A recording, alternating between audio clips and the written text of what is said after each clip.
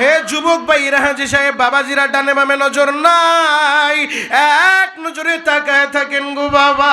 আমার আল্লাহ বদরের মাঠে আমাদেরকে সাহায্য করছে।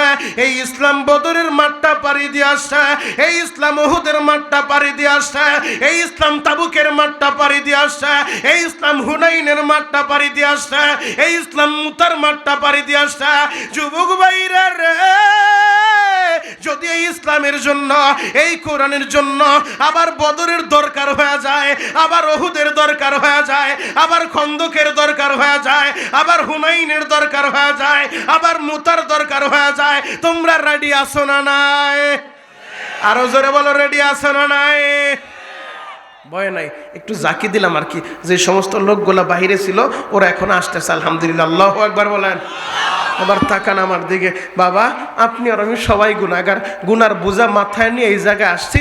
যদি চোখের পানি দিয়ে আমার মাওলারে বুঝায় বলতে পারেন, আল্লাহ আমি বড় পাপী, আমি বড় অপরাধী, আমি গুনাহগার, মালিক দেও না আমারে মাফ কইরা। যদি চোখের পানি দিয়ে আমার মাওলারে বুঝায় বলতে পারেন, আপনার গুনাহ করতে তো 50 বছর লাগছে, 20 বছর লাগছে, 30 বছর লাগছে, 40 বছর লাগছে, বিশ্বাস করেন বাবা, কোরআন আমার হাত উলামা ইকরাম আছে, জিজ্ঞেস করেন আমার মালিকের মাফ করতে একটা সেকেন্ডও লাগবে না। কথা বলেন ঠিক কেন? কারণ আল্লাহ বলে উদউনি আস্তাজিব লাকুম। বান্দারে, আমি আল্লাহরে ডাক দিবি, ডাক দিলে আমি আল্লাহ তোদের ডাকের জবাব দিয়া দিব। শুধু তাই না, ও আম্মা মান খাফা মাকাম রাব্বিহি ওয়া নাহান নাফসা আনিল হাওয়া ফাইনাল জান্নাতা হিয়াল মাওয়া। যদি মালিকের সামনে তো আপনাকে দাঁড়াইতে হবে, মালিকের ভয়ে, পরকালের ভয়ে, জাহান্নামের আযাবের ভয়ে যদি আপনি গুনাহটা ছাইরা দেন গো বাবা, আমার আল্লাহ বলে আপনার ঠিকানা অন্য কোথায় না, আপনার ঠিকানা আল্লাহর জান্নাত। আল্লাহু আকবার। আপনি যদি পাহাড় পরিমাণ গুনাহ করেন, হিমালয় পর্বত পরিমাণ যদি আপনার গুনাহ হয়ে যায়, যদি খাঁটি দিলে তওবা করতে পারেন, খাঁটি দিলে তওবা করতে পারেন, খাঁটি দিলে তওবা করতে পারেন, আমার আল্লাহ বলে ফাউলাইকা ইউবাদদিলুল্লাহ সাইয়্যাতিহিম হাসানাত। ওই পাহাড় পরিমাণ গুনাহগুলো আল্লাহ পাক রব্বুল আলামিন নেক দ্বারা বদলায় দিবে। আল্লাহু আকবার। আমরা সবাই তো গুনাহগার বাবা, আমার কথা না। ওয়াকালান নবী সাল্লাল্লাহু আলাইহি ওয়াসাল্লাম কুল্লু বনি আদম খাত্তাউন। নবীজি বলেন প্রত্যেক আদম সন্তানই গুনাহগার, তবে এদের ভিতরে উত্তম তারা যারা গুনাহ করার পরে মালিকের কাছে সারেন্ডার করে, মালিকের কাছে আত্মসমর্পণ করে, খাঁটি দিলে তওবা করে। গুনাহ আপনিও করছেন, গুনাহ আমিও করছি, চেয়ারম্যান সাহেবও করছে, মেম্বার সাহেবও করছে, আমরা সবাই তো গুনাহগার। কেউ গুনাহ কম করে, কেউ গুনাহ বেশি করে, তবে আমাদের এই গুনাহগুলা ঢাইকা রাখছেন কে? আরো জোরে বলেন, মোহাব্বতে ডাক দেন না, ইয়া আল্লাহ। বাবা, আমি আপনাদেরকে মাত্র 1 মিনিট সময় দেব, বেশি সময় আপনাদেরকে নষ্ট করব না।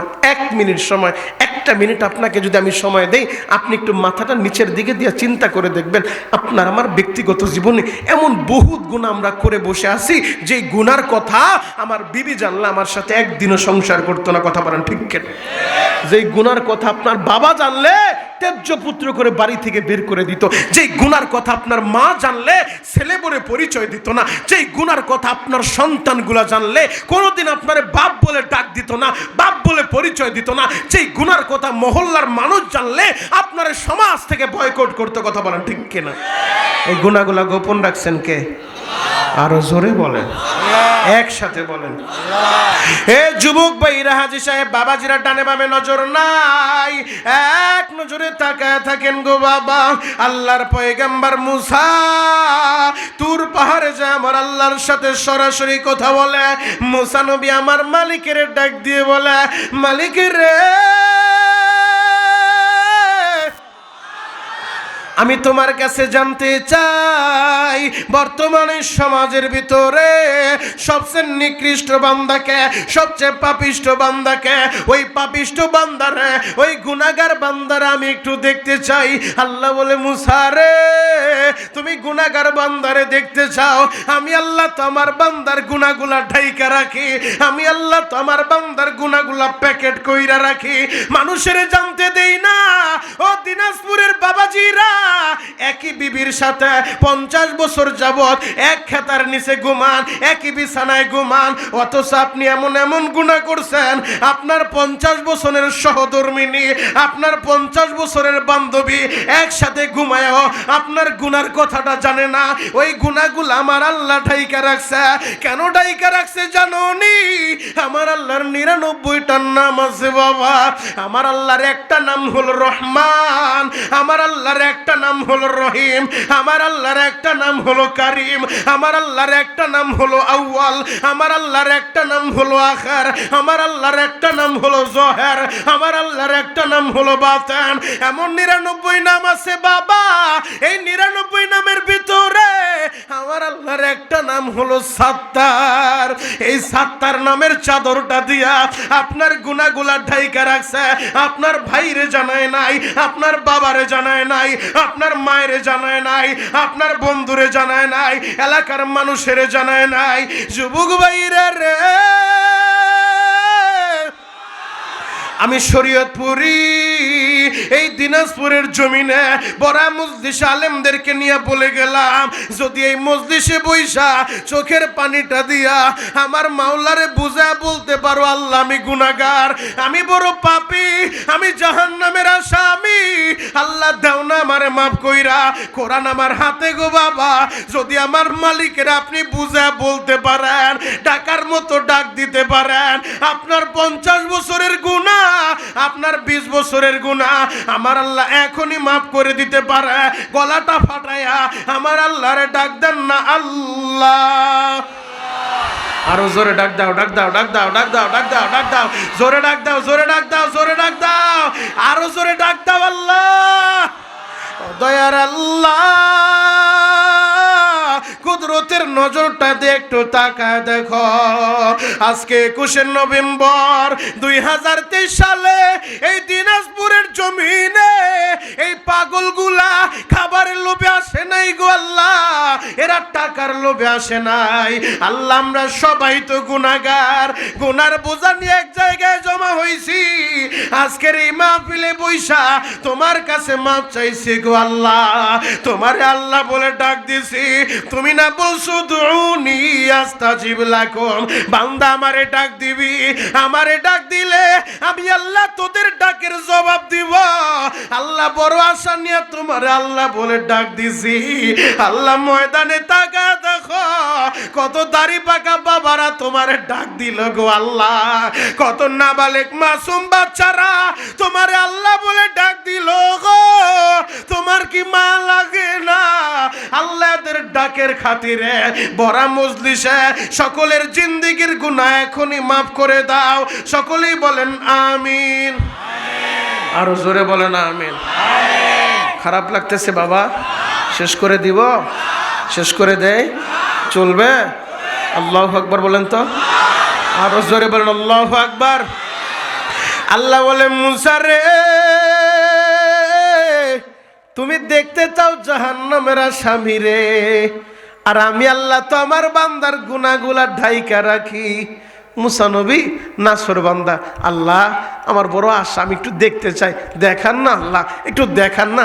দেখেন নাই মুসা নবী আল্লাহরে কিভাবে বুঝায় বলে আল্লাহ আমি তোমারে দেখবো, লাম তারানি। আল্লাহ বলে, মুসা রে তুমি আমারে দেখতে পারবা না? মুসা বলে, রব্বি আরিনি, আল্লাহ আমি দেখবো, একবার দেখা দাও। আল্লাহ বলে, লাম তারানি, তুমি সহ্য করতে পারবা না, তুমি দেখলে সইতে পারবা না মুসা, তুমি দেখতে পারবা না। মুসা এর পরও হাল ছাড়ে না, আল্লাহ আমি একটু দেখবো, একটু দেখা দাও না, একটু দেখা দাও না। মালিকের বুঝায় বলতে বলতে মালিক বলে, ঠিক আছে যেহেতু দেখতে চাও তাহলে দাঁড়ায় যাও। তুর পাহাড়ের উপরে দাঁড়ায় গেছে। আল্লাহর 70,000 নূরের পর্দা উঠাইতে হয় নাই, সামান্য একটা পর্দা উঠায় একটু নূরের ঝলক ছাইরা দিছে।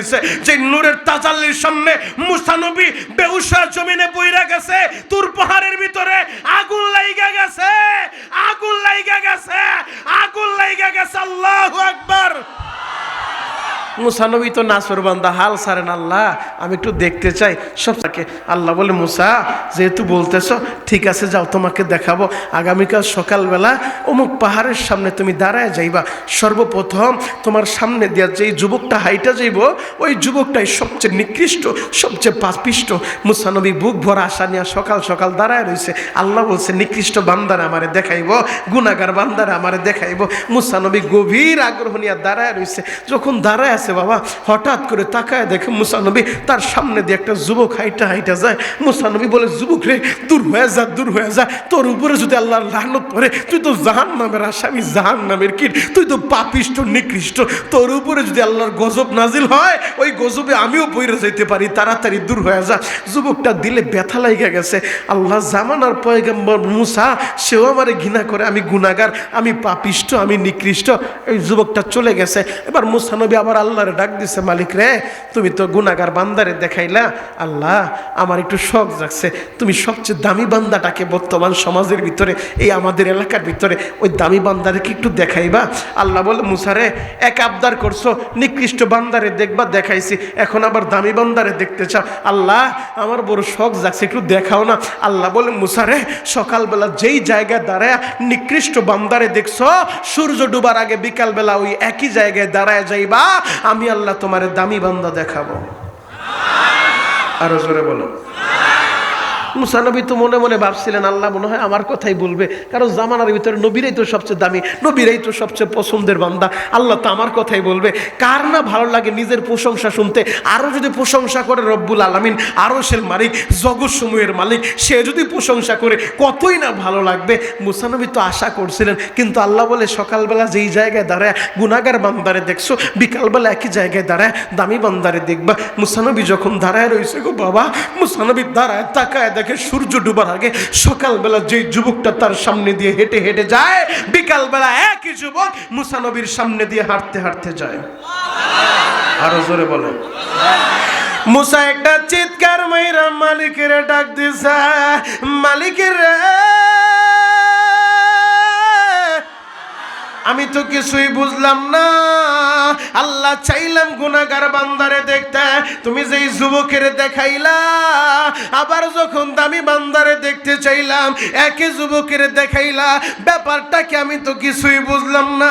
আল্লাহ বলে মুসা রে সকালবেলা যেই লোকটা ছিল জাহান্নামের আসামি, সকালবেলা যেই বান্দাটা ছিল হারানো বান্দা, সকালবেলা যেই বান্দা ছিল নিকৃষ্ট বান্দা, ও মুসা তুমি যখন তারে বলছো তুই পাপিষ্ট নিকৃষ্ট, ওর দিলের ভিতরে ব্যথা লাইগা গেছে, ও তো পাহাড়ের উপরে যাইয়া আমি মালিকের কুদরতি কদমে সেজদায় লুটায় পড়ছে, আমারে তো আল্লাহ বলে ডাক দিছে রে মুসা, আমারে যখন আমার বান্দা আমারে ডাক দিছে রে মুসা, আমি আল্লাহ তো আমার ওই বান্দার গুনাহগুলা আমি আল্লাহ মাফ কইরা দিছি, আমি আল্লাহ মাফ কইরা দিছি। ও দিনাজপুরের ভাইরা, এই মজলিসে এমন অনেক যুবক আছে রে ভাই, যেহেতু যুব সমাজের মাহফিল, এমন অনেক যুবক আছে 10 বছরে একদিনও মসজিদে যাও নাই রে ভাই, এমন অনেক যুবক এই মসজিদে আছে রে ভাই, জীবনে কত বোতলার নেশা করছো তুমি নিজেও জানো না, কত ফেন্সিডিল খাইছো তুমি নিজেও জানো না, কত ইয়াবার বাবার ট্যাবলেট সাপ্লাই দিছো তুমি নিজেও জানো না।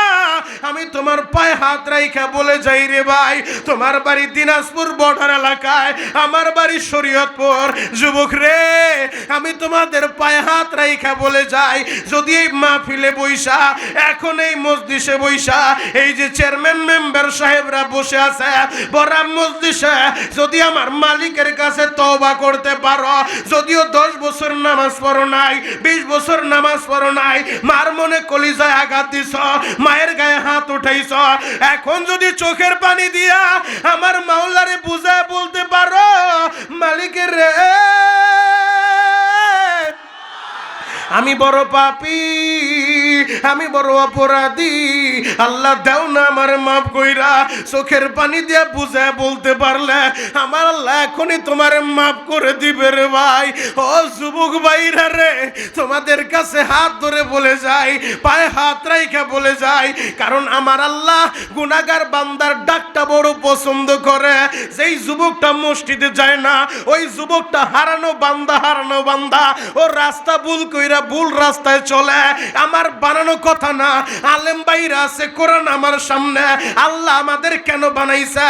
ওমা খলাকুতুল জিন্না ওয়াল ইনসা ইল্লা লিয়াবুদুন। আল্লাহ বানাইছে তার গোলামির জন্য, বানাইছে তার ইবাদতের জন্য। কিন্তু তুমি নামাজ পড়ো না, তুমি রাস্তা ভুল করছো, তুমি হারানো বান্দা। সেই লোকটা রোজা রাখে না, ওই লোকটা হারানো বান্দা। যেই যুবক মায়েরে মারে, মার কথা শোনে না, বাবার কথা শোনে না, মুরব্বীদেরকে সম্মান করে না, ছোটদেরকে স্নেহ করে না, ওই যুবক হারানো বান্দা।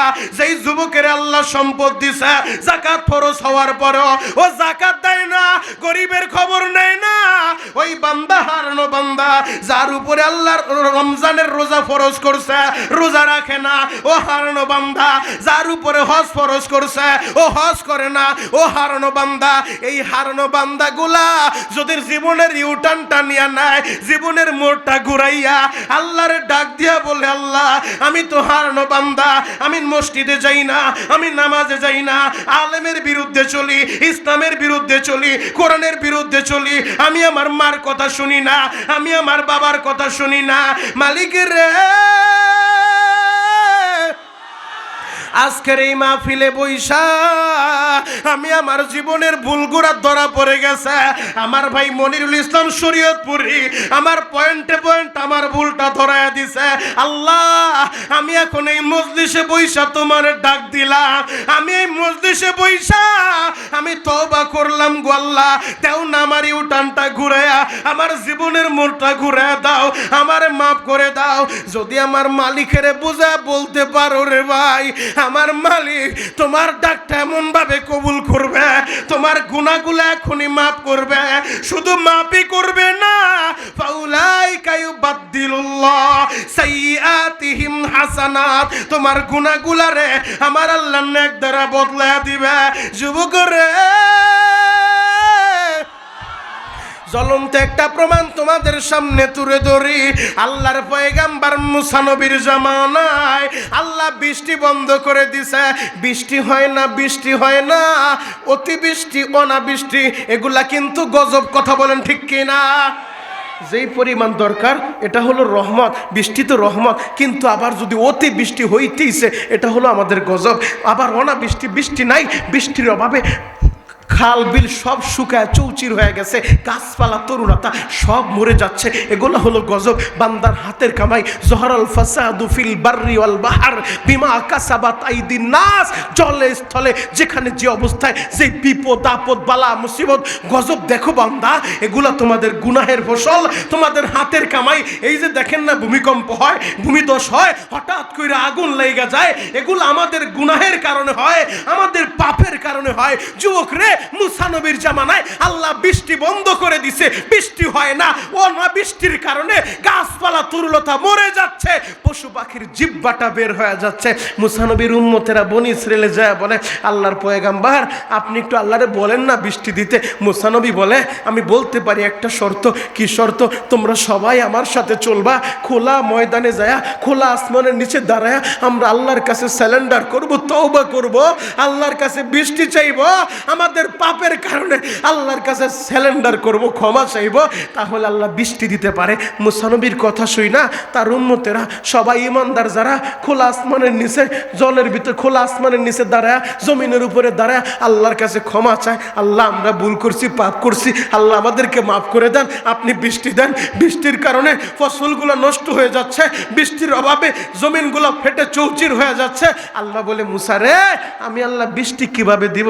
যার কারণে বৃষ্টি বন্ধ করছি, ওই পাপিষ্ট জাহান্নামের আসামি আজকে সকালবেলাও গুনাহ করছে, আজকে সকালবেলাও জেনা করছে, ওই জেনা করে লইয়া আবার আইসো আমার কাছে বৃষ্টিতে আইসে, তাড়াতাড়ি এই মসজিদ থেকে করে ভাগাও, ও না যাওয়া পর্যন্ত আমি বৃষ্টি দিব না। আল্লাহু আকবার।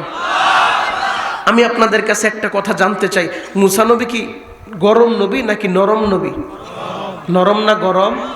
একসাথে বলেন, নরম না গরম? কেমন গরমের গরম? ফেরাউনের রাজদরবারের একজন বাবুর্চি ছিল, কিপ্তি বংশের লোকের সাথে ঝগড়া লাগছে। মুসা নবী তাদেরকে সমাধান করতে চায়, বুঝাইতে চায়, বাইরে ঝগড়া করিস না, এগুলো ভালো না। এরপরও কোনোভাবে ঠেডার পর ঠেডা কোনোভাবেই মানতে চায় না। মুসা নবী এমন জোরে রাগ হয়ে সিঙ্গেল একটা থাপ্পড় মারছে, ডাবলও দেয় নাই, এক থাপ্পড়ে ডেড বডি হয়ে জমিনের ভিতরে পইরা গেছে। আল্লাহু আকবার। এক থাপ্পড়ে দুনিয়া থেকে বিদায় নিছে। মুসা নবী এমন গরম নবী, মালাকুল মউত আজরাইলে পর্যন্ত থাপ্পড় মারছে এই মুসা নবী। বাবা এমন গরম নবী। মুসা নবী বলছে, এই মজলিসের ভিতরে কে আসো? গুনাহগার, আজকে সকালবেলাও জিনা করে এই জায়গায় আসছো, তোমার কারণে আল্লাহ বৃষ্টি বন্ধ করে দিয়েছে, তাড়াতাড়ি ওঠো ওঠো, মজলিস থেকে যাও। এই ঘোষণা যখন দিছে, আমি আপনাদের কাছে জানতে চাই, যদি ধরেন চেয়ারম্যান সাহেব মাইকটা হাতে নিয়ে বলে, এই জায়গায় যারা আসছেন আপনারা, ও মুসল্লি সাহেবেরা, হাজার হাজার মুসল্লিদের ভিতরে চেয়ারম্যান ঘোষণা দিল, বা আমি শরীয়তপুরি ঘোষণা দিলাম যে এশারের নামাজটা পড়েন। এই ভাই, এই যুবক, কই যাও? ধরেন তোরা, ধরেন ধরেন, টান দিয়া। ও গেলে কিন্তু আমি ওয়াজি করবো না, ধরেন না, টান্দা বসান। এ কই যাও? ঠিক আছে, বইছে। আল্লাহু আকবার বলেন। আপনাদের খারাপ লাগতেছে? তাহলে আসেন দয়া করে আল্লাহুম্মা আমিন। চলবে চলবে চলবে কতক্ষণ? সারা রাত। আমার মুরব্বী চাচারা বলে সারা রাত, যুবকরা কি বলে? সারা রাত, সারা রাত, সারা রাত। সবাই থাকবেন, সবাই থাকবেন। আল্লাহকে হাত উঠায় দেখান তো কে কে ভাগবেন। এটাই ঠিক। আপনারাও থাকবেন না, আমিও থাকবো না। চেয়ারম্যান সাহেব তো আগেই চলে যেত, কিন্তু আমি তারে বসায় রাখছি। আমি তার কাছে অনুরোধ করছি, আপনি থাকেন, সবাই ইনশাল্লাহ দোয়া করবো। চেয়ারম্যান সাহেব আমার সম্মান দিছে, সে বৈশা রয়েছে, আল্লাহ তারও তুমি সম্মান দিও। সকলে বলেন আমিন, আরো জোরে বলেন আমিন। চেয়ারম্যান সাহেবের খাতিরে লম্বা আলোচনা করবো না, একেবারে সারসংক্ষেপ আপনাদেরকে শোনা যায়। তবে শর্ত একটা, ময়দান থেকে একটা লোক উঠতে পারবে না। যেই জায়গা থেকে উঠবে ওরে টান দিয়া জায়গায় বসায় দিবেন। পারবেন তো ইনশাআল্লাহ? আল্লাহু আকবার বলেন তো, আরো জোরে বলেন আল্লাহু আকবার।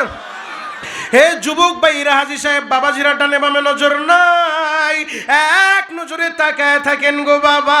জামানার পয়গম্বর মুসা দাঁড়ায় এলান করে দিছে, তোমাদের মধ্যে কে আছো আজকে সকালবেলাও গুনাহ করছো, তোমার কারণেই আল্লাহ বৃষ্টি বন্ধ করছে, তাড়াতাড়ি যাও, এই মজলিস থেকে ভাগিয়া যাও। এখন যে গুনাহগার, ও তো ভয়ে দাঁড়ায় না। যদি দাঁড়ায়, মুসা নবী যে রাগী নবী, নাকি থাপ্পড় মাইরা এই জায়গা থেকে দুনিয়া থেকে বিদায় করে দেয়। তোর কারণে কি হলো রে ভাই? একটু জিকির করেন, লা ইলাহা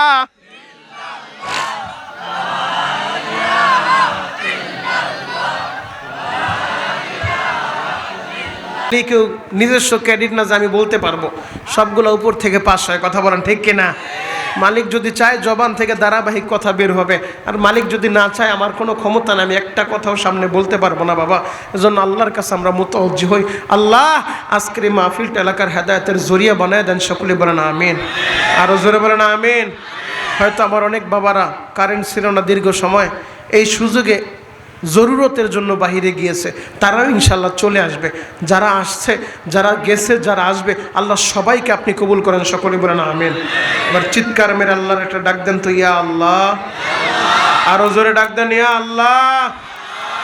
মুসা নবী ঘোষণা করছে, এই যুবক, তোমাদের মধ্যে কে আছো গুনাহগার, যার গুনার কারণে আল্লাহ বৃষ্টি বন্ধ করে দিছে।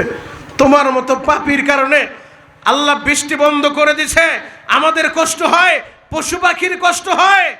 তুমি তাড়াতাড়ি মজলিস থেকে ভাগিয়া যাও। তুমি না গেলে আল্লাহ বলছে বৃষ্টি দিবে না, তাড়াতাড়ি যাও। যেই লোকটা গুনাহ করছে, ও তো দাঁড়াইতেও পারে না, দাঁড়াইলে না জানি কি হয়ে যায়, অথবা এলাকার সব মানুষ ওর দিকে তাকায় থুতু মারবে। ওরে কপাল পোড়া, তোর কারণে আমাদের কষ্ট হয়েছে, তোর কারণে এতগুলা লোক কষ্ট পাইছে, সবাই তোরে তিরস্কার করবে। এই ভয়ে লোকটা দাঁড়াইতেও পারে না। আবার বসে চিৎকার মেরে যে কাঁদবে, আল্লাহ আমি গুনাহগার, আমারে মাফ করে দাও, চিৎকার মেরে কাঁদতেও পারে না। চিৎকার মেরে কাঁদলেও তো মানুষ বুঝে ফেলবে ওই তো মনে হয় গুনাহ করছে, এই জন্য চিৎকার মেরে কান্দে। দেখো না, চিৎকারও মারতে পারে না, কি করবে।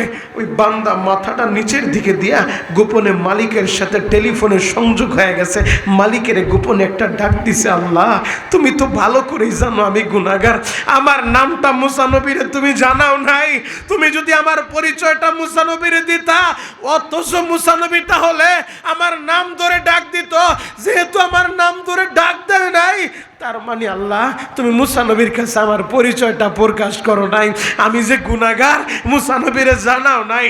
মালিকের যেহেতু আমি গুনাহ করছি, অন্যায় করছি, অপরাধ করছি, যদিও মুসা নবী জানে না, তুমি তো জানো গো আল্লাহ, এই মজলিসে বইসা আমি চিৎকার মেরে তোমারে বলতেও পারি না, চিৎকার মেরে বললেও মানুষগুলা বুঝে ফেলবে, আল্লাহ আমি মাথাটা নিচের দিকে দিয়া তোমার কাছে তওবা করলাম, আমি আর গুনাহ করব না, আমি আর অপরাধ করব না গো আল্লাহ, তুমি দাও না আমারে মাফ কইরা। ওই গুনাহগার বান্দা যখন আমার আল্লাহর ডাক দিছে গো বাবা, কারণ গুনাহগারের ডাকটা আমার আল্লাহ তো পছন্দ করে গো বাবা। গুনাহগার বান্দা বান্দি যখন মালিকের ডাক দেয় গো, মালিকের কলিজাটা মোমের মতো গইলা যায়, মালিক হাত দুইটা বাড়ায় দিয়া বলে, বান্দারে যদিও তুই গুনাহগার রে বান্দা, তুই তোর নিজের পাপের কথা স্বীকার করছস, আমি আল্লাহর কাছে তওবা করছস, ও বান্দায় রে বান্দায় আমি আল্লাহ তোরে মাফ করে দিব। হঠাৎ করে যখন মেঘমালা ছায়া দিয়া ফেলছে, আকাশটা মেঘচ্ছন্ন হয়ে রহমতের বাড়ি দ্বারা বৃষ্টি শুরু হয়ে গেছে গো বাবা, মুসা নবী তো মাওলারে ডাক দিয়া বলছে, মালিকের আমি কিছুই বুঝলাম না, আপনি তো আমার অপরাধী বানায় ফেললেন, এমনি বনি ইসরাইল জাতি এরা তেরার জাত, এদেরকে ডাইনে যাইতে বললে এরা বামে যায়, এদেরকে আমি যা বলি এরা উল্টাটা করে। আপনি বললেন এই মজলিসের ভিতরে একজন গুনাহগার আছে, ও না যাওয়া পর্যন্ত আপনি নাকি বৃষ্টি দিবেন না। আল্লাহ কই একজনও তো মজলিস থেকে গেল না, কেউ তো মজলিস থেকে দাঁড়াইলো না, মজলিস থেকে গেল না, আপনি এখন বৃষ্টি শুরু করে দিলেন। এই লোকগুলো তো আমার মিথ্যাবাদী বলবে যে মুসা তুমি মিথ্যা নবী, তোমার কথা সত্যতা নাই, তুমি বললা আমাদের সাথে একজন গুনাহগার আছে, ও না গেলে আল্লাহ বৃষ্টি দিবে না, কই কেউ তো গেল না, তার মানে তোমার কথা সত্য না। আল্লাহ আমি তো বিপদে পইরা গেলাম, আমি এখন কি করব? আল্লাহ বলে মুসা রে, যেই গুনাহগারের কারণে আমি আল্লাহর রহমতের বাড়ি দ্বারা বৃষ্টি বন্ধ করে দিয়েছিলাম রে মুসা, মুসা আমার ওই বান্দার কারণে আমি আল্লাহ আবার রহমতের বৃষ্টি দিয়া দিলাম, কারণ যেই বান্দা ছিল গুনাহগার, তুমি যখন এলান করছো ও গুনাহগার মজলিস থেকে উঠিয়া যাও, আমার ওই বান্দা আমারে গোপনে ডাইকা আমারে বন্ধু বানায় নিছে রে মুসা, আমি আল্লাহ আমার ওই বন্ধুর খাতিরে আবার রহমতের বাড়ি দ্বারা বৃষ্টি নাজিল করে দিলাম। ও দিনাজপুরের বাইরা রে, তার মানে বোঝা যায় এই পৃথিবীতে আমাদের বন্ধু হলেন কে? আরো মহাব্বতে বলেন। এই পৃথিবীতে এক নম্বরে বন্ধু বানাবেন আল্লাহকে, আল্লাহ ছাড়া আপনার আপন কেউ নাই। এক নাম্বার আমাদের সম্পর্ক হবে আল্লাহর সাথে, তাল্লুক মা আল্লাহ। দুই নাম্বার আমাদের বন্ধু হবে আমাদের নবী, তাল্লুক মার রাসূল। আল্লাহ এবং নবী ছাড়া আপনার আপন কেউ নাই গো বাবা। আল্লাহ এবং নবীকে জীবনের চাইতেও বেশি ভালোবাসতে হবে। কেন তুমি আমার নবীরে ভালোবাসবা না? কেন তুমি আমার নবীর সুন্নত মানবা না? কেন তুমি আমার নবীর জন্য জীবন দিতে রেডি থাকবা না? যুবকরে, হাসরের ময়দানে তোমার নেতারে তুমি কাছে পাইবা না, হাসরের ময়দানে তোমার বাবারে পাইবা না, হাসরের ময়দানে একটা দরদি পাইবা। যেদিন আমার আল্লাহ বিচারকের সিংহাসনে বসে যাবে, ওই দিন আল্লাহর সামনে দাঁড়াইয়া ওকালতি করার ক্ষমতা আদম নবীও রাখে না, আদম নবীও সাহস পাবে না। আল্লাহর সামনে দাঁড়াইয়া আমি আদম কিভাবে কথা বলবো? মানুষগুলা পাগলের মতো হয়ে যাবে গো বাবা। মাথার এক হাত উপরে সূর্য, পায়ের নিচে মাটির এই জমিটা তামার জমি হয়ে যাবে। আরে মানুষগুলা পাগলের মতো হইয়া বাবা আদম নবীর কাছে যে বলবে, ও বাবা আপনি একটু আল্লাহরে বলেন না বিচারটা শুরু করে দিতে, হয়তো আমরা জান্নাতি হব, নয়তো আমরা জাহান্নামী হব, একটা ফয়সালা হয়ে যাক। এইভাবে আর দাঁড়ায় থাকতে পারি না। ও বাবা আদম, আপনি না আমাদের আদি পিতা, আপনি একটু বলেন না বিচার শুরু করতে। সেদিন আমাদের বাবা আদম বলবে, সন্তানেরা আজকে আমি আমার আল্লাহর সামনে দাঁড়াইয়া কথা বলতে পারবো না, আমার বড় ভয় লাগে, আমার বড় ডর লাগে গো। তোমরা যাও আদমের সানি নূহ নবীর কাছে যাও, নূহ নবীও বলবে আমি পারবো না। এইভাবে একজন আর একজনের কাছে পাঠায় দিবে। সর্বশেষ ঈসা নবী বলবে, দুনিয়ার মানুষেরে আজকে এদিক সেদিক দৌড়াদৌড়ি করে কোনো লাভ নাই, সব দরজায় যায় কাজ হবে না। একজন দরদি আছে, তোমরা যায় দেখো, সেই পারবে আজকে আল্লাহর সামনে দাঁড়াইয়া কথা বলার জন্য। যেই নবী পুরাটা জিন্দেগি এই উম্মতের লাইগা কাঁদছে গো বাবা, এখনো পর্যন্ত ওই সোনার মদিনায় সবুজ গম্বুজের নিচে শুইয়া এই উম্মতের লাইগা কান্দে গো। ও আশেক রাসূল ভাইরা রে, তোমার মনটাই কি চায় না ওই মদিনায় একবার দেখবা, নবীর রওজার পাশে দাঁড়াইয়া একবার আমার নবীরে সালাম দিবা? এই যুবক ভাইরা রে, এই বছরের রমজানে যেদিন মদিনা থেকে বিদায় নিব, গাড়ির ভিতরে উঠা হাজিদেরকে বললাম, ও হাজিরা জানালা দিয়া তাকায় দেখো, এখনো আমার নবীর রওজার ওই সবুজ গম্বুজটা দেখা যায় গো। কিছুক্ষণ পর হয়তো আর এই গম্বুজটা দেখা যাবে না। আরে আশেকদের কান্না, বুক ভরা কান্না নিয়া অনেক আশেক বেহুশ হইয়া জানালার সাথে মাথাটা লাগাইয়া কান্দের বলে, মালিক রে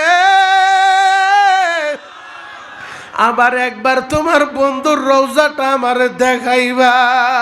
আমিও বারবার ওই রওজার দিকে তাকাইয়া চোখের পানি দিয়া কাবার মালিকের বলে আসছি, ও কাবার মালিক বারবার তোমার বন্ধুর রওজাটা দেখায়।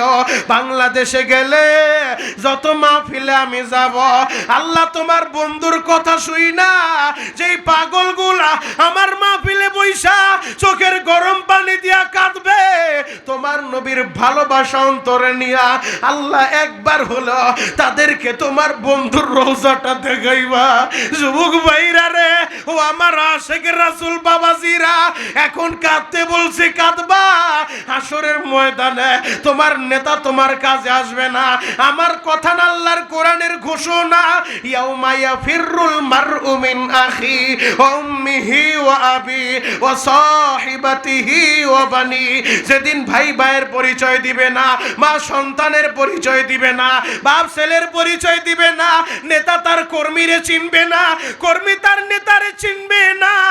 সব মানুষগুলা বলতে থাকবে, ইয়া রাব নফসি নফসি, আল্লাহ আমারে বাঁচাও গো, আমি বাঁচতে চাই, আমি বাঁচতে চাই। আদম নবীও বলবে ইয়া নফসি, মুসা নবীও বলবে ইয়া নফসি, ঈসা নবীও বলবে ইয়া নফসি, জাকারিয়া নবীও বলবে ইয়া নফসি, দাউদ নবীও বলবে ইয়া নফসি, সুলাইমান নবীও বলবে ইয়া নফসি ইয়া নফসি। ময়দানে একজন দরদি পাইবারে ভাই, যেই নবী মাকামে মাহমুদে সেজদায় পইরা ছেলের জন্য কাঁদে না, মেয়ের জন্য কাঁদে না, বিবির জন্য কাঁদে না, জিন্দেগি ভর উম্মতি উম্মতি বলে কেঁদে গেলেন। এখনো পর্যন্ত ওই রওজা মুবারকে শুইয়া এই উম্মতের লাইগা কান্দে গো। ওই নবী হাসরের ময়দানে সেজদায় পড়ে উম্মতের লাইগা কান্দে থাকবে, রব্বি হাবলি উম্মতি উম্মতি, আল্লাহ আমার উম্মত গুনাহগার, আমার উম্মতের মাফ করে দাও, আমার উম্মতের ক্ষমা করবানি। ও যুবক, আমি তোমাদের পায়ে হাত রাইখা বলে যাই, যেই নবী আমাদের জন্য কাঁদবে, নবীর সুপারিশ ছাড়া আলেম বলেন, যত বড় হাজী বলেন, যত বড় গাজী বলেন, নবীর সাফায়াত ছাড়া জান্নাতে যাওয়া যাবে না। অতএব 2 নম্বরে যদি আমরা কাউকে বন্ধু বানাইতে চাই, নবীকে বন্ধু বানাবো। কথা বলেন ঠিক কিনা? 1 নাম্বার আমাদের সম্পর্ক হবে আল্লাহর সাথে, তাল্লুক মাল্লাহ। 2 নাম্বার আমাদের সম্পর্ক আমাদের নবীর সাথে, তাল্লুক মার রাসূল। 3 নাম্বার আমাদের সম্পর্ক হবে এই কোরআনের সাথে গো ভাই। এক একটা পয়েন্টে যদি আমি আলোচনা করতে যাই কয়েক ঘন্টা সময় লাগবে, লম্বা সময় দিতে পারবো না, যেহেতু চেয়ারম্যান সাহেব অসুস্থ মানুষ, চেয়ারম্যান সাহেব চলে যাবে। বাবা, আমি তোমাদেরকে 4 এবং 5 নাম্বার সম্পর্কে সামান্য একটু বলে যাই। 4 এবং 5 নাম্বার সম্পর্ক করবা তাল্লুক মাল ওয়ালিদাইন, মা বাবার সাথে। আমি এই জায়গায় আসার পর আমার বন্ধু বড়, আমার মিতা, আমার নামে নাম মাওলানা মনিরুল ইসলাম, আপনাদের এলাকার জামাই, যিনি আলেম সমাজের জন্য আমি মনে করি একটা গর্ব, কারণ তিনি দৃষ্টান্ত স্থাপন করেছেন। আলেমরা শুধু মসজিদেই বসে থাকবে না, মাদ্রাসায় বসে থাকবে না, আলেমরা যেই সেক্টরে হাত দিবে ওই সেক্টরে আল্লাহ সফলতা দিবে। ব্যবসা করে তিনি একজন সফল ব্যবসায়ী, তোমরা সবাই জানো গো বাবা। আমার ভাই আমারে বলছে মা বাবা সম্পর্কে একটু আলোচনা করার জন্য। যুবক ভাইরা রে,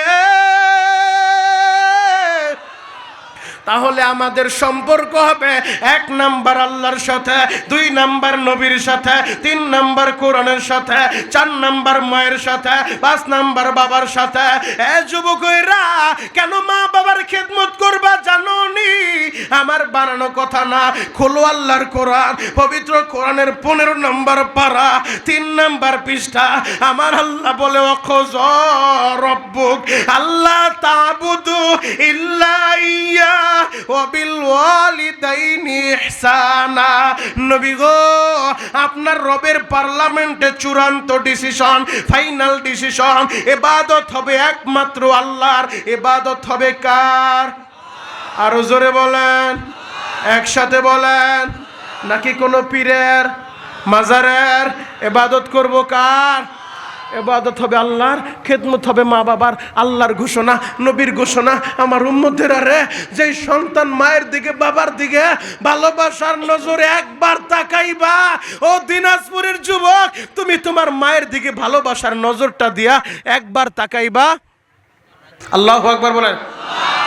বাবা আমার দিকে তাকান, আমার নবী বলছে, আমি বলি নাই, যেই সন্তান মায়ের দিকে বাবার দিকে ভালোবাসার নজরে একবার তাকাবে, আমার আল্লাহ একটা কবুল হজের সওয়াব ওই সন্তানের আমল নামায় জমা করে দিবে। আরো আসতে বলো। সাহাবীরা বললেন, নবী গো,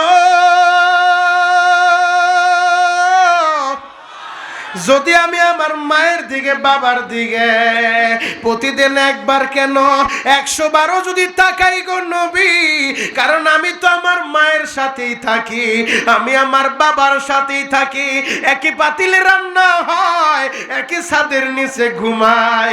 নবী গো, যদি আমি আমার মায়ের দিকে প্রতিদিন 100 বার তাকাই, তাহলে কি হবে? আল্লাহর নবী বললেন, আমার সাহাবীরা, আমার আল্লাহ রহমান, আমার আল্লাহ রহিম, যদি তুমি তোমার মায়ের দিকে বাবার দিকে ভালোবাসার নজরটা দিয়া প্রতিদিন 100 বার তাকাইতে পারো, আমার আল্লাহ 100 কবুল হজের সওয়াব প্রতিদিন তোমার আমল নামায় জমা করবে। আরো জোরে বলেন।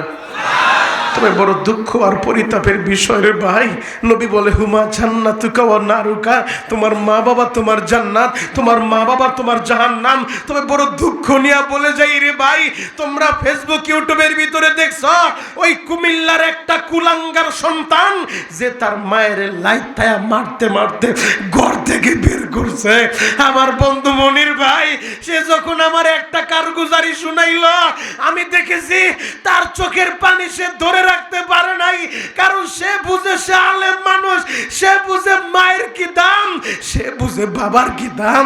এই যে দেখো না, তোমাদের চেয়ারম্যান এই জায়গায় বসে আছে, তার কাছে জিজ্ঞেস করো, আমি জানি না তার মা বাবা আছে না নাই, হয়তো তার মাও নাই বাবাও নাই। আজকে তার ছেলে চেয়ারম্যান, যদি মা দুঃখিনী থাকতো, আমার ছেলে চেয়ারম্যান, আমার ছেলে মাহফিলের সভাপতি, মাহফিলের প্রধান অতিথি, মার কলিজাটা বইরা যাইতো। আমার হাবিব আসছো, তুমি সভাপতি, ও ছেলে তুমি চেয়ারম্যান হইছ, মার কলিজাটা তো বইরা যাইতো। আরে যার মা নাই ওর মতো হতভাগা কেউ নাই রে ভাই। কুমিল্লার একটা কুলাঙ্গার মায়ের লাইটায় ঘর থেকে বের করছে, তার বোনটা মিডিয়ার সামনে এসে বলছে দেশবাসীর কাছে আমি বিচার দিলাম, আমার এই ভাইটারে আমার মা নিজে না খায় ওরে খাওয়াইছে।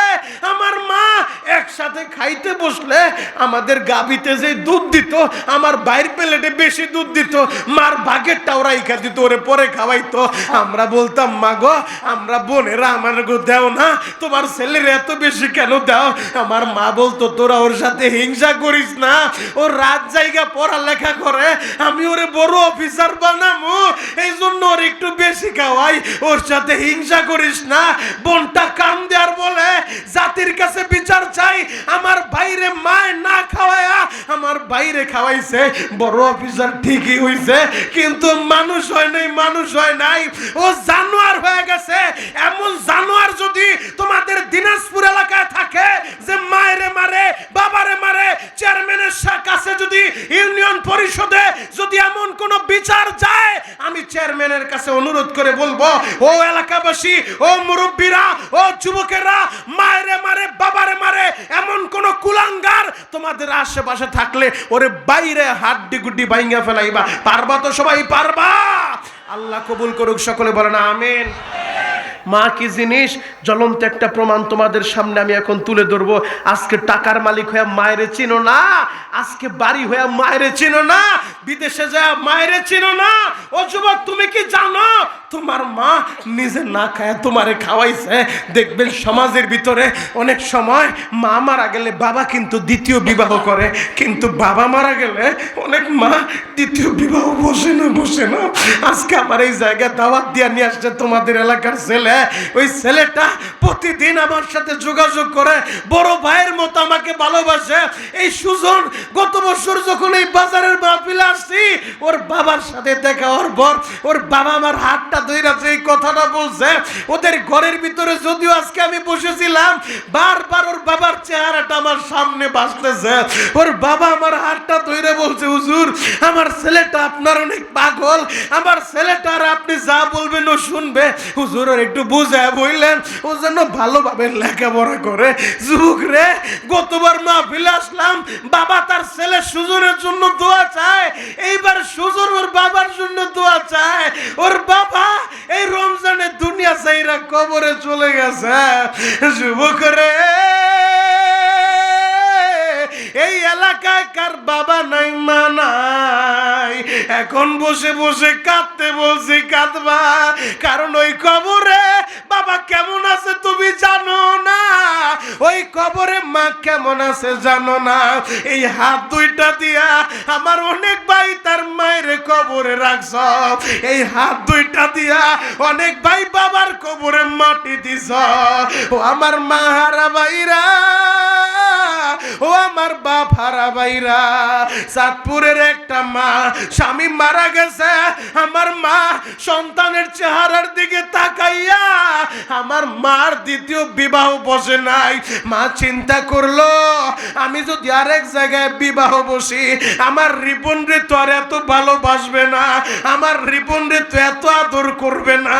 মা পরের বাড়িতে বুয়ার কাজ নিছে, বুয়ার কাজ কইরা রিপনের খাবারের ব্যবস্থা করে রিপনের স্কুলে ভর্তি কইরা দিছে, স্কুলের লেখাপড়া করায়। রিপন যখন মেট্রিক পরীক্ষা দিবে প্রতি ক্লাসে এক হয় গো বাবা। তোমাদের অনেকের জীবনের সাথে মিলে যাইতে পারে, বাস্তব ঘটনা আমি তোমাদেরকে শুনে যাই। এখন কাঁদতে বলছি রে ভাই, কাঁদবা?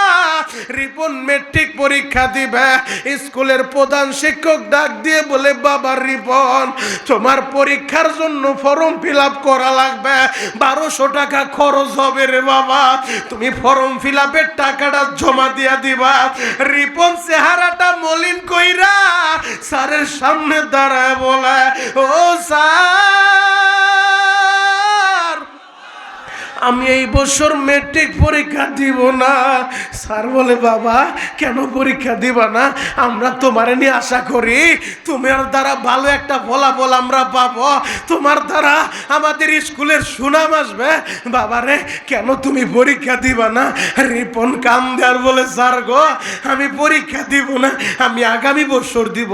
কারণ ও তো বলতে পারে না আমার বাবা নাই, আমি টাকা পাইবো কই? চেহারাটা মলিন কইরা বাসায় চলে আসছে। আরে মা কেমন মা গো? মা এমন একটা মেডিসিনের নাম। ছেলে ঢাকা থেকে রওনা দিছে, বিদেশ থেকে আসতেছে, তুমি দীর্ঘদিন পরে বাড়িতে আইছো, দেখবা সবাই তোমার ব্যাগের খবর নিবে। আমার ভাই আমার জন্য কি আনছে, আমার স্বামী আমার জন্য কি আনছে। একটা মাত্র চাকরানি আছে, সারাটা জীবন বিনা পয়সায় তোমার চাকরানির কাজ করছে। ওই চাকরানি ওই মা তোমার ব্যাগের খবর নিবে না, চেহারার দিকে তাকায় বলবে, আব্দুল্লাহ রে, ও হাসান রে, ও হাবিব রে, ও আমির রে, ও আব্দুল করিম রে, বাবা অনেক কষ্ট করে আইছো, মনে হয় সারাদিন কিছু খাও নাই রে বাবা, চেহারাটা মলিন হয়ে গেছে, যাও তাড়াতাড়ি মুখটা ধুয়ে আসো, আমি খাবারের ব্যবস্থা করি। ওই মা কার যেন কবরে ঘুমায় রে ভাই। রিপনের মা, রিপন বাসায় আসার পর মা বলে, রিপন রে, তোমার কি হয়েছে বাবা? মা গো, আমার কিছু হয় নাই মা। না রে বাবা না, তোর পেটে আমি জন্ম নেই নাই, আমার পেটে তুই জন্ম নিছস, তোর চেহারাই বলে দেয় কিছু একটা হয়েছে। বাবা কি হয়েছে? রিপন বলে, মা গো, প্রধান শিক্ষক ডাইকা বলছে ফর্ম ফিল আপের জন্য 1200 টাকা লাগবে, মেট্রিক পরীক্ষা দিব। আমি বলছি পরীক্ষা দিব না। বাবা এই কথা তুই কেন বলছস রে বাবা, তুই পরীক্ষা দিবি না? রিপন বলে, মা গো, আমি যে পরীক্ষা দিব 1200 টাকা তুমি কই পাইবা? আমার বাবা মারা যাওয়ার পরে পরের বাড়িতে কাজ করো, চাউল দেয় ডাল দেয়, কোনো মতে আমাদের খাবারের ব্যবস্থা হয়। আমি তো দেখছি সারা বছরে একটা নতুন কাপড় তুমি কিনতে পারো নাই মা, ঈদের সময় একটা কাপড় কিনতে পারো না, তুমি আমার পরীক্ষার ফি দিবা কোত্থেকে? এই জন্য আমি পরীক্ষা দিব না। রিপনের মা কাম দেয়ার বলে, রিপন রে এমন কথা বলবি না, আমার রক্ত বিক্রি কইরা হলো তোর আমি পড়াবো বাবা, তুই একটু দাঁড়া। একটা দৌড় দিয়ে আমার ঘরের ভিতরে গেছে বাবা, একটা মাটির ব্যাঙাই না দিছে, ব্যাংকটা ভাইঙ্গা বলে, বাবা দেখ তো কয় টাকা। রিপন টাকাগুলা গুনতে গুনতে দেখে 1200 টাকার বেশি হয়ে গেছে। মা এত টাকা কই পাইলা? বাবা মারা যাওয়ার পর আমাদের তো টাকা আসার কোনো রাস্তা আমি দেখি না। রিপনের মা কাপড় রাসল দিয়া চোখটা মুছে আর বলে, রিপন রে, তুই তো জানোস রে বাবা, আমাদের মুরগিগুলা ডিম দিলে প্রতিদিন 2টা ডিম রান্না করতাম আমি মা, একটা তোর প্লেটে উঠায় দিতাম, আর একটা ডিম আমি মা খাইতাম। বিশ্বাস কর রে বাবা, তোর স্কুলে ভর্তি করানোর পরে পাড়া প্রতিবেশী মহিলারা আমারে বলে, তুমি তোমার ছেলের মেট্রিক পরীক্ষা দেওয়াইবা, ছেলের অফিসার বানাইবা, তুমি টাকা পাইবা কই? মেট্রিক পরীক্ষা অনেক টাকা লাগে। রিপন রে, বিশ্বাস কর, আল্লাহর কসম করে বলি, ও বাবা রিপন, এই কথা শোনার পরে যেদিন শুনলাম তোর মেট্রিক পরীক্ষা অনেক টাকা লাগবে, ওই দিনের পর থেকে আমি মা 2টা ডিম কোনোদিন রান্না করি নাই রে বাবা, একটা ডিম রান্না করছি, তোর বাঘের ডিমটা আমি ঠিক তোর প্লেটে উঠায় দিছি। রিপন রে, আমি মায়ের ভাগের ডিমটা আমি আর খাই নাই রে বাবা, আমি আর খাই নাই। রিপন রে,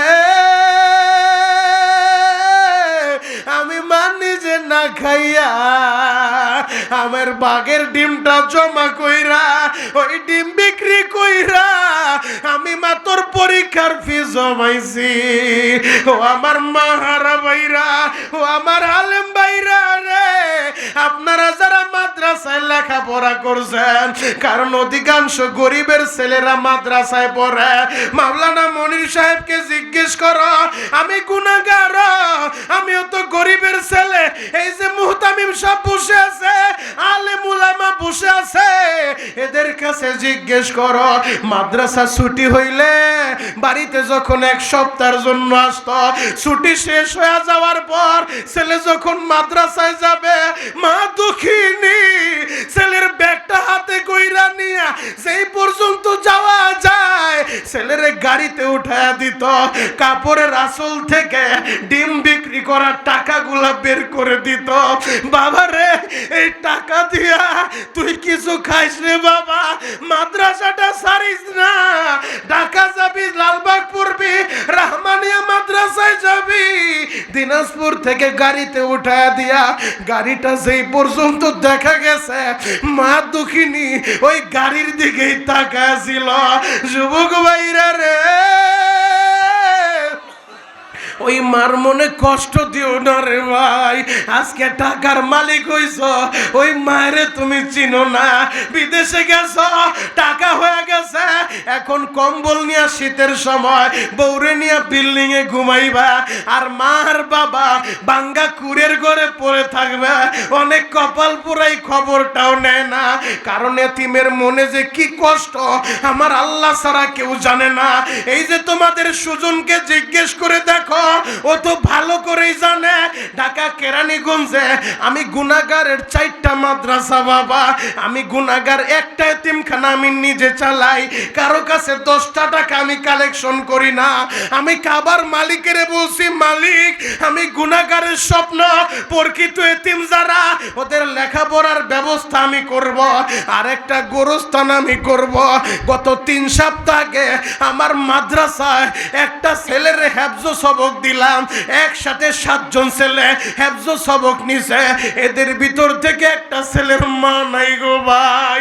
আমি যখন ওদেরকে সবক দিয়া আমার রুমের ভিতরে চলে আসলাম, ওই 5 বছরের ছেলেটা আমার রুমের ভিতরে যায় কি বলে জানুনি, বলে হুজুর আমার মা আমারে মাদ্রাসায় ভর্তি করে দিয়া ওই যে মা কবরে চলে গেল, আর তো আমার মা খবর নিল না। আমার মায়ের অনেক আশা ছিল আমি হাফেজ হব, হুজুর আজকে হেফজ সবক নিলাম।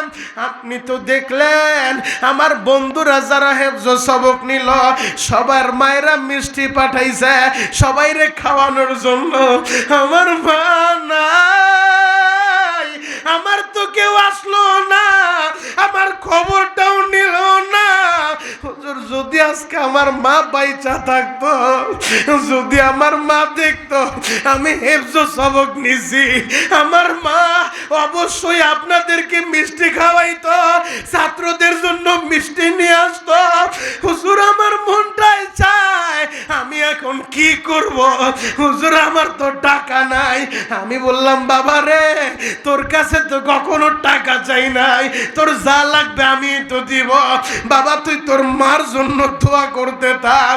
এই মজলিসে অনেক মা হারা ভাইরা আছো, অনেক যারা বাবা হারাইছ, সারা দুনিয়া ঘুরবারে ভাই, এই বাবার মতো একটা দরদি কোনোদিন পাইবা না।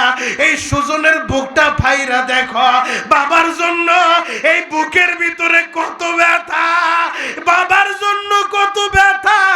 এই যে আলেম ভাইরা বসে বসে কান্দে, আল্লাহ সভাপতি সাহেব রে কবুল করো। আজকের মাহফিলের প্রধান অতিথি চেয়ারম্যান সাহেবেরও মা নাই বাবা নাই, আল্লাহ চেয়ারম্যানের মা বাবারে মাফ করো।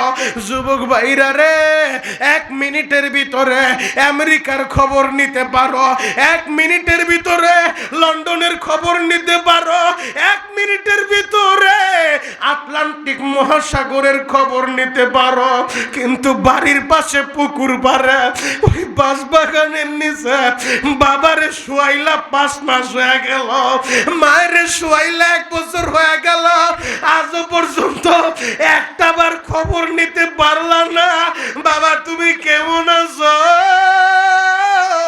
ও বাবারা ছেলেরা, এখন চোখের গরম পানিটা দিয়া আমার মাওলারে বুঝায় বলো, আল্লাহ আমার বাবার কবরটা জান্নাতের বাগান বানাও।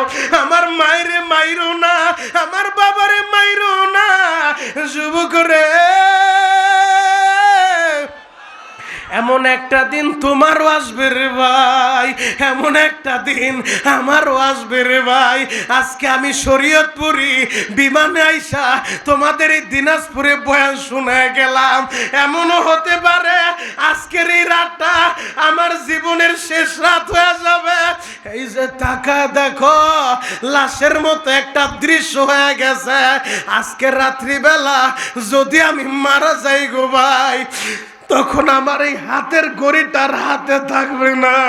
আমি বয়ান করতেছি, আল্লাহর কোরআন আমার সামনে, আমি আমার জীবনের শেষ বয়ান মনে করে বয়ান করতেছি। তুমিও তোমার জীবনের শেষ বয়ান মনে করে এখন বয়ানটা শুনে যাইবা। দেখো তো চোখের গরম পানিটা দিয়া আমার মাওলার একটু বুঝায় বলতে পারো কিনা, আল্লাহ আমি পাপী, আমি অপরাধী, দেও না আমারে মাফ কইরা।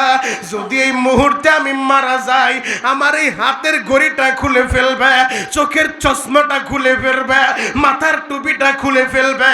হয়তো আয়োজক কমিটি চেয়ারম্যান সাহেব সহ তাড়াতাড়ি অ্যাম্বুলেন্সের ব্যবস্থা কইরা আমার লাশটা ঢাকায় পাঠায় দিবে। যুবক রে, যদি আজকে রাত্রে তুমি মারা যাও রে ভাই, তোমার ভাই তোমার পর হয়ে যাবে, তোমার আত্মীয় স্বজন পর হয়ে যাবে। কেউ দৌড়াবে বাঁশ বাগানে বাঁশ কাটার জন্য, কেউ দৌড়াবে কবরস্থানে মাটি কাটার জন্য, কেউ দৌড়াবে বাজারে যায় 3 টুকরা কাপড়ের কাপড় কেনার জন্য।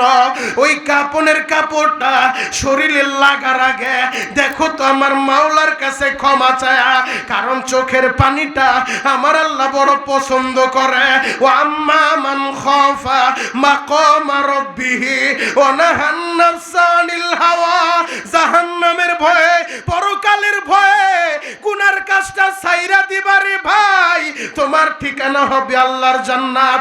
জীবনভর নামাজ পড়ো নাই, আজকে তুমি ওয়াদা করবা আর নামাজ ছাড়বা না। মায়েরে মারছো, বাবারে মারছো, মা বাবার কথা শোনো নাই, আজকের এই মজলিসে ওয়াদা করে যাইবা কোনোদিন মার মনে কষ্ট দিবা না, কোনোদিন বাবার মনে কষ্ট দিবা না। যদি তুমি ওয়াদা করতে পারো, তুমি যা চাইবা আমার আল্লাহ তাই দিয়া দিব।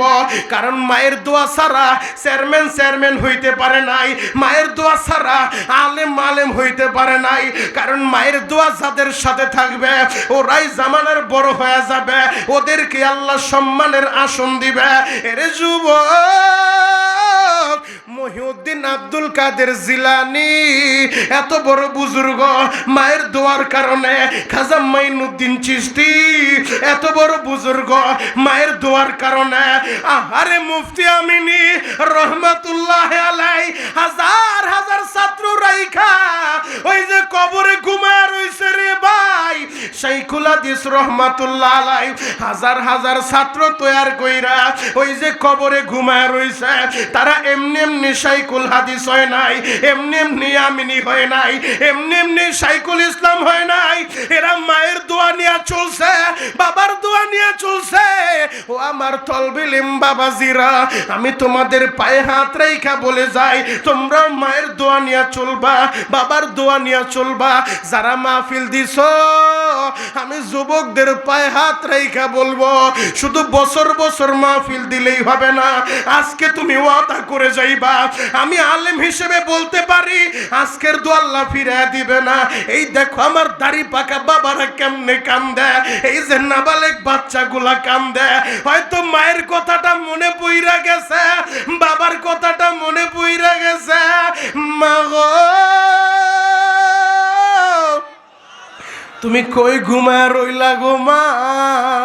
আল্লাহ, এই মজলিসে যার মা নাই, বাবা নাই, আপনি মা বাবার কবরটা এখনই জান্নাতের বাগান বানায় দেন। রব্বির হামহুমা কামা রব্বায়ানি সগীরা, রব্বির হামহুমা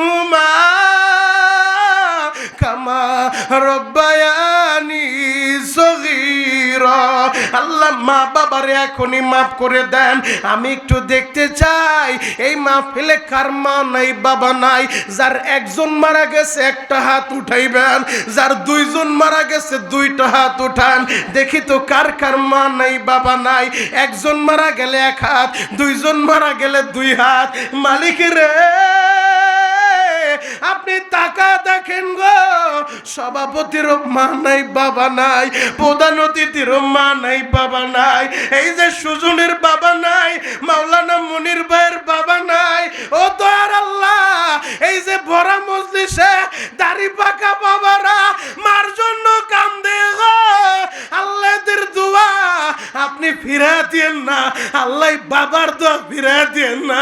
আপনি কি পারেন না এদের মা বাবারে মাফ করে দিতে, এদের বাবার কবরটা জান্নাতের বাগান বানাইতে? আল্লাহ এদের মা বাবার কবরটা এখনই জান্নাতের বাগান বানায় দেন, জান্নাতের বাগান বানায় দেন। সকলেই বলেন আমিন। হাতটা নামান। আমি দেখেছি এই জায়গার ভিতর অনেকেরই মা নাই বাবা নাই। এই জায়গার ভিতর অনেক যুবক আছো ভাই, তোমার মা আছে বাবা আছে, মাদ্রাসায় পড়ো, তুমি জামানার বড় অলি হইতে চাও, মুফতি আমিনীর মতো হইতে চাও, শামসুল হক ফরিদপুরি হইতে চাও, ও তলবিলিম বাবাজিরা, উস্তাদের মনে কোনো সবাই কষ্ট দিও না, উস্তাদের দোয়া নিয়ে চলবা। আল্লাহ তোমারে জামানার বড় আমিনী বানায় দিবে, জামানার থানবী বানায় দিবে। যুবক রে, আমি মনিরুল ইসলাম শরীয়তপুরি, আমার মা এখনো আমার জন্য যায় নামাজে দাঁড়া, প্রতিদিন কান্দে। আমারে বলে বাবা রে, আমার এমন কোনো দিন যায় না যে দিন তোর জন্য স্পেশাল 2 রাকাত নামাজ পড়ে আমার মালিকের কাছে না কাঁদি। আমি শরীয়তপুরীর এলেম নাই, কালাম নাই, কোনো যোগ্যতা নাই, বিশ্বাস করো। এমন এমন মনসে আল্লাহ আমারে বসায় দেয় যাদের ছাত্র হওয়ার জুতা টানার যোগ্যতা আমার নাই। এরপর আল্লাহ কেন বসাইছে? আমার মা বাবার দোয়ার খাতিরে, আমার ওস্তাদদের দোয়ার খাতিরে। যুবক, বিদেশে যাইবা, ব্যবসা করবা, অফিসার হইবা, আমি বলে গেলাম বাবার দোয়া নিয়ে চলবা, মার দোয়া নিয়ে চলবা, পৃথিবীর কোথাও তুমি ঠেকবা না। আল্লাহু আকবার। এই মজলিসে যার বাবা আছে মা আছে, তোমরা কি আমার সাথে ওয়াদা দিতে পারবা? শরীয়তপুরি ভাই, আমার মা আছে বাবা আছে, আজ থেকে আর মার মনে আমি কষ্ট দিব না, আমার মায়ের গায়ে হাত উঠাবো না, চোখটা রাঙানি দিয়া ধমক দিয়া কথা বলবো না। আল্লাহ নিষেধ করছে ধমক দিয়েও কথা বলা যাবে না। হুজুর, আমি ওয়াদা করলাম, আমি তো অনেক ভুল করছি, আল্লাহ কি আমারে মাফ করবো? গত কয়েকদিন আগে আমি নেত্রকোনা বারহাট্টা থানায় ওয়াজ করছি। আপনারা আর কি মানুষ হয়েছেন? প্রায় 50,000-এর মতো মানুষ হবে। আল্লাহর কসম করে বলি, 50টা শুধু ওরা মাইকি লাগাইছে, বিশাল বড় প্যান্ডেল। জিজ্ঞেস করেন, অনলাইনে ভিডিও আছে, দেখে নিবেন। ওই জায়গায় যখন আমি বয়ান করছি, আমার ভাইস চেয়ারম্যান নিজে হাত ধোয়া দেয়, নিজে খাবার খাওয়ায় দেয়, এত খেদমত আমার করছে আমি কোনোদিন দেখি নাই। চেয়ারম্যান, একজন চেয়ারম্যান হওয়ার পরে আলেমের এমন সম্মান করে। তার রুমের ভিতরে আমি বসা, হঠাৎ করে তার এক আত্মীয় আইসা বলে, শরীয়তপুরি ভাই, আপনি যখন বলছেন মার কাছে মাপ চাইবা, বাবার কাছে মাপ চাইবা, আমি আপনার কাছে একটা কথা জানতে চাই। আমি আমার এই হাতটা দিয়ে আমার মায়ের মারছিলাম, আমার মা 3 বছর আগে মারা গেছে। এখন আমি রাত্রিবেলা মাঝে মাঝে ঘুমাইলে আমি হঠাৎ করে স্বপ্নে দেখি আমার এই হাতটা অপুষ হয়ে গেছে, আমার এই হাতটা অপুষ হয়ে গেছে। হুজুর, আমি চিৎকার মেরে ঘুম থেকে জায়গা উঠি, এই কথা তো কাউরে বলতে পারি না। হুজুর, আপনার কাছে বললাম, আমি এখন কি করব? আমি বললাম, হয়তো মালিক নারাজ হয়ে গেছে রে ভাই, তুমি তোমার মার কবরের পাশে দাঁড়ায়া চোখের পানি ফেলে কাঁদবা আর বলবা, আল্লাহ আমার মায়ের মাফ করো। মা গো, আমি বুঝি নাই, না বুঝা তোমার গায়ে আমার হাতটা উঠাইছিলাম মা, না বুঝা তোমারে কষ্ট দিয়া কবরে রাখছি মা। মা গো, আমি তো এখন বুঝছি, শরীয়তপুরি বয়ান করে বলে গেছে, তুমি আমারে মাফ না করলে আমার নামাজ রোজায় কাজ হবে না, আমার হজ যাকাতেও কাজ হবে না। মা, দেও না আমারে মাফ কইরা। যদি আমার মালিকের কাছে প্রতিদিন কাঁদতে পারো আর মা বাবার জন্য বেশি বেশি দান করতে পারো, হয়তো আল্লাহ তাহলে তোমার একটা ক্ষমার ব্যবস্থা করতে পারে। আমি তার এই আমলটা দিয়ে আসছি। বড় মজলিসে তোমরা যারা আসো, ওয়াজ দিছো, যুবক ভাই, মা আছে বাবা আছে, এই মজলিসে যার মা আছে বাবা আছে বাড়িতে যায় মার হাত ধইরা ক্ষমা চাইবা, মা আমারে মাফ করে দাও, হয়তো কথা দিয়ে কষ্ট দিছি, হয়তো চোখ রাঙানি দিয়ে কষ্ট দিছি, হয়তো ধমক দিয়ে কষ্ট দিছি। মা শরীয়তপুরের সন্তান মনিরুল ইসলাম শরীয়তপুরি বলছে তুমি আমারে মাফ না করলে আমার নামাজে কাজ হবে না। আমি কাবা ঘরটা ধইরা বলে আসছি বাবা, এই রমজান ও মক্কা মদিনায় ছিলাম, কাবার গিলাপটা বুকে লাগাইছি। আলেমরা আছে জিজ্ঞেস করেন, কাবার দরজার সাথে মুলতাজেম নামে একটা জায়গা আছে, যেই জায়গার ভিতরে আদম নবী থেকে সব নবীরা হাত লাগায় দোয়া করছে, ওই জায়গার দোয়া আল্লাহ ফিরায় না। আমি গুনাহগার, ওই জায়গায় হাত লাগায় দোয়া করে আসছি। বিশ্বাস করো আমি হাজর আসওয়াদ ধরে দোয়া করে আসছি, হাতিমে কাবায় ঢুইকা আমি দোয়া করে আসছি, কাবার গিলাপ দইরা জড়ায়া বলছি আল্লাহ বাংলাদেশে গেলে আমি যত মাহফিল করব, যত মাহফিল আমি যাব, মায়ের পাগল বাবার পাগল ছেলেগুলা ময়দানে বৈশা মায়ের জন্য বাবার জন্য কাঁদবে, আমার সাথে ওয়াদা করবে, আমার হাত ধরে মুসাফা করবে। মালিক, ও কাবার মালিক, একবার হইল ওই ছেলেগুলারে তোমার ঘরটা দেখাইবা। ভাই যদি তুমি মক্কা মদিনা যাইতে চাও, আল্লাহ আমারে বাঁচায় রাখলে আমি আবার রমজানে যাব, আমি তোমার জন্য দোয়া করব, তোমাদেরকে বন্ধু বানায় যাইতে চাই। তোমরা কি আমার সাথে ওয়াদা দিতে পারবা? বাড়িতে যা আমার হাতটা ধইরা ক্ষমা চাইবা, দেখি তো কে কে নিয়ত করতে পারো। বাড়িতে যা মার কাছে ক্ষমা চাইবা, দুইটা হাত উঠাও তো। আমার আল্লাহ দেখুক, আল্লাহ তাকায় দেখো মায়ের পাগল ছেলেগুলা হাত উঠাইছে, এরা বাড়িতে যায় মার কাছে ক্ষমা চাইবে। মালিকের আজকের এই মাহফিলকে আপনি কবুল করে নেন, আমার ভাইদের মা বাবারে আপনি মাফ করে দেন, এদেরকে মক্কা মদিনা দেখান। চিৎকার মেরে বলেন আমিন, আরো জোরে বলেন আমিন। গলা ফাটে আমার আল্লাহর একটা ডাক দেন না আল্লাহ, আরো জোরে মোহাব্বতে ডাক দেন না আল্লাহ। মাথাটা নিচের দিকে দিয়া কান্না না আসলো, কান্নার ভাম দুইরা গলা ফাটে ডাক দেন আল্লাহ। মিশামিশি কাটাইলাম বাবের জিন্দেগি, মিশামিশি কাটাইলাম বাবের জিন্দেগি, সময় থাকতে না করিলাম বন্দেগি। ও দয়ার আল্লাহ, বড় আদর কইরা আমাদেরকে বানাইছেন গো আল্লাহ, একজনকেও খালি ফিরায়েন না আল্লাহ। আমার ভাইদের মা বাবারে মাফ করেন, এই মাহফিলটা কিয়ামত পর্যন্ত কবুল করে নেন গো আল্লাহ। চেয়ারম্যান সাহেব রে কবুল করেন, সভাপতি সাহেব রে কবুল করেন, আমার যুবকদের কবুল করেন। চিৎকার মেরে বলেন আমিন, আরো জোরে বলেন আমিন। বাবা আমার মন কেন যেন সাক্ষী দেয় আজকের দোয়া আল্লাহ ফিরায় দিবে না, কারণ আমি দেখেছি দাড়ি পাকা মুরব্বীদের চোখে পানি, নাবালিক বাচ্চাদের চোখে পানি। আপনারা দেখেছেন মাদ্রাসার মুতামিম সাহেব বসে বসে কাঁদছে, আলেমদের চোখের পানি। আল্লাহ ফিরায় দিতে পারে না, কথা বলেন ঠিক কিনা? যদি আজকের মাহফিল কবুল হয়ে যায়, আমার নবী বলছে মান বানা লিল্লাহি মাসজিদান বানাল্লাহু লাহু বাইতান ফিল জান্নাহ, যে দুনিয়াতে আল্লাহর ঘর বানায় আমার আল্লাহ জান্নাতে তার জন্য ঘর বানায় দেয়। ও আমার চেয়ারম্যান ভাই, ও আমার সভাপতি ভাই, ও আমার কমিটির ভাইরা, আপনাদের যাদের মা নাই বাবা নাই, ভরা মজলিসটা জড়ায় দইরা আমি তার জন্য দোয়া করব। এমন একটা বন্ধু কি আমি পাবো? একটা লাভ দিয়া বলতে পারবেন শরীয়তপুরি ভাই আমার মা নাই বাবা নাই, আমার মা থাকলে খাইতো, আমার মাইলে আপেল কমলা খাওয়াইতাম, ঔষধ কিনে খাওয়াইতাম, আমার টাকা আছে, আমার মা নাই। আমি আমার মায়ের জান্নাতে ঘর বানানোর জন্য আল্লাহ যদি আমার মায়ের জান্নাতে ঘর বানায় দেয়, শুনলাম এই মসজিদের নির্মাণ কাজ চলতেছে, আমি এই মসজিদে দরকার হলে 1 বছর বৈশা আমি আমার মায়ের দুধের ঋণ শোধ করার লাইগা আমার মা বাবারে আল্লাহ যেন জান্নাতে ঘর দেয়, আমার মা বাবার জান্নাতে ঘর বানানোর জন্য আমি আল্লাহর ঘর মসজিদে 1 লক্ষ টাকা দিব। দরকার হলে 1 বছর বৈশা 2000, 5000, 10,000 করে দিয়া আমি 1 বছর বৈশা দিব। আমি আমার মার জন্য 1 লক্ষ টাকা দিব। কেউ আছেন 30টা সেকেন্ডে যদি আমি আমার এমন একটা বন্ধু পাই, এই মজলিস আমার মতো খুশি কেউ হবে না। আমি জানি আপনারা দিয়েছেন, দিবেন, আপনাদের মনটা অনেক বড়, তবে আমি একজন বন্ধু যদি পাই 30 সেকেন্ডের ভিতরে আমি ভরা মজলিসে সবাই নিয়ে দোয়া করব, আল্লাহ যারে আপনি দাঁড় করাইবেন তারে 1000 কোটি টাকার মালিক বানাইবেন। চিৎকার মেরে বলেন আমিন। আল্লাহ আমি মুসাফির বললাম, আপনি কবুল না করলে আমাদের দরকার নাই। যদি মালিক আপনার আরশে তার নামটা কবুল হয়, মালিক ওই সন্তানটার একটু দেখায় দেন। মায়ের পাগল বাবার পাগল এমন কোন ছেলে কি আছো?